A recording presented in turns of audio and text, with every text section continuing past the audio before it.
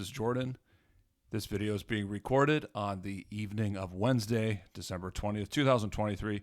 Thank you so much for joining me. In this video, I'm going to talk about what you can watch for a recession signal. And of course, it's the largest market in the world. It's the bond market. And getting into it, what we're looking at, or at least looking for, is a sharp decline in the two-year yield, which then causes the yield curve to steepen. So just one chart today. I want to go over some history here and then talk about where we are and where there might be the similarities and so on and so forth. So we have the S&P 500 here. This is the two-year yield. Then we have the yield curve. Now, the two-year yield is kind of a proxy for the Fed funds. Like when the two-year yield really starts to roll over and accelerate to the downside, that's a sign that the Fed is going to cut. But before we get to the present, just going back, so I've outlined here, this line is various market peaks. I wish stock charts would show, you could put in the recessions. That would be nice. But anyway, we'll just have to do it the market peak. So here, and then we have the one at the end of 2018, and then, of course, the COVID crash. And, we can see looking at the two-year yield, recessions are deflationary or disinflationary. So, when you have the two-year yield starting to roll over or it plunges or it's basically declining, that can be a signal of a coming recession. And again, when that happens and it continues, it forces the Fed to cut rates. And of course, when the two-year yield plunges, you tend to get a steepening yield curve where you get a big move like that, big move like that, big move like that. And so we haven't had that yet. But anyway, going back, so of course the early 80s, you had the double dip. This was a little different. But the market peaked. You did have this steepening here. I think that was with the first recession, the first part of the double dip in 80.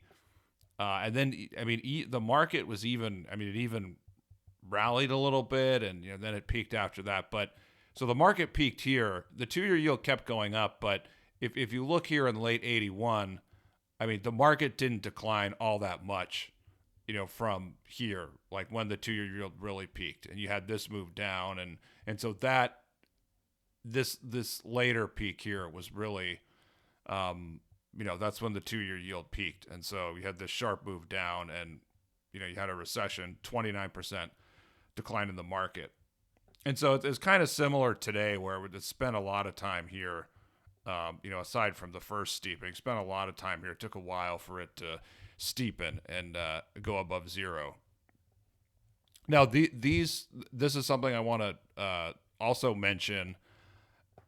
Sometimes you get the peak in the two-year yield and the market can still continue to run up before the recession. So that happened 1989 to 90, and we can see later, the market kind of made a double top here, but the second low here, or the first lower high, I should say, that's when the market hit recession that had a 20% decline. So you can see, the two-year yield, then it went down. The yield curve here is steepening.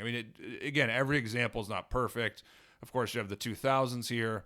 And, you kind of had a double top. Everyone remembers the March peak, but then later in the year, it was kind of a double top. A slightly lower peak. And so that's when the market really, X technology really started to fall. So, that coincided with the steepening.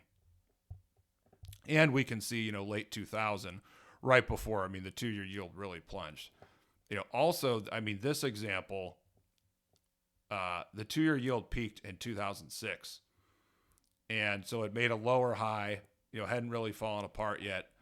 And, the market, this is actually a pretty good move from 2006 to 2007. And, 2018, there wasn't a recession. There wasn't a recession until COVID, which lasted like a month. So this is a bit different. You didn't really have, this is a very minor inversion. So it's a different cycle, but, you had the plunge in the two-year yield here in early 2019. Of course, then the Fed cut. But going back, I mean, here, just looking at all sides, you also had this here in 1995, before the market made this huge move and went into this huge bubble. You did have the 2-year. I mean, you had Fed rate cuts after they hiked here. Fed rate cuts and the 2-year yield came down significantly. That was a soft landing because the yield curve, it did come close to inverting, but it didn't.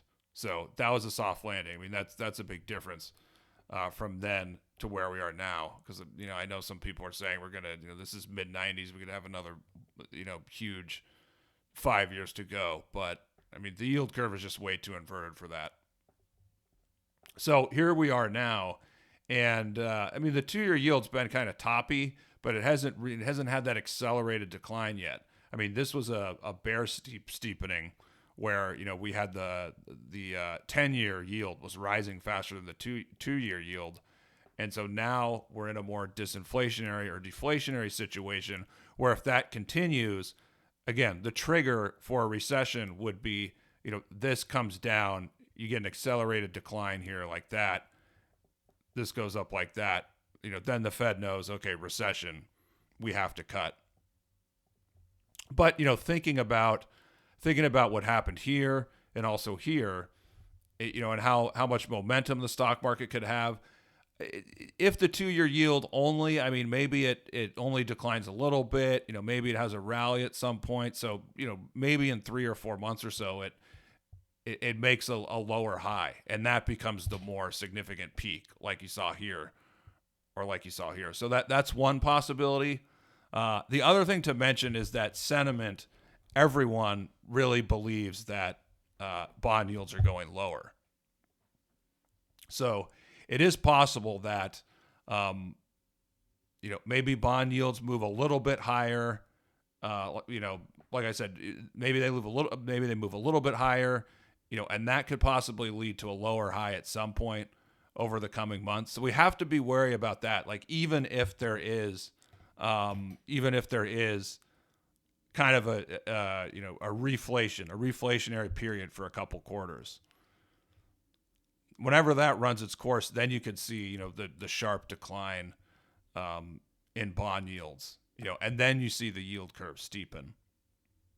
So that's also another scenario. But I know there's a lot of babbling here for me, but long story short, the key is you got to watch the yield curve, watch the 2-year yield. And when the 2-year yield really starts to decline, when that really accelerates, that causes the curve to steepen, and then the Fed is going to have to cut rates. Predicting macro is so difficult.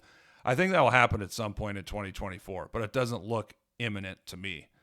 And again, there could be a scenario where you bond yields actually rally a little bit, or they hold up a little bit, while the S&P is having this, blow off to 5,500 or 5,300 or whatever. So keep that in mind. That's all for the video. Let me know what you think in the comments. Hope this didn't go on too long. Talk to you guys again in the next video.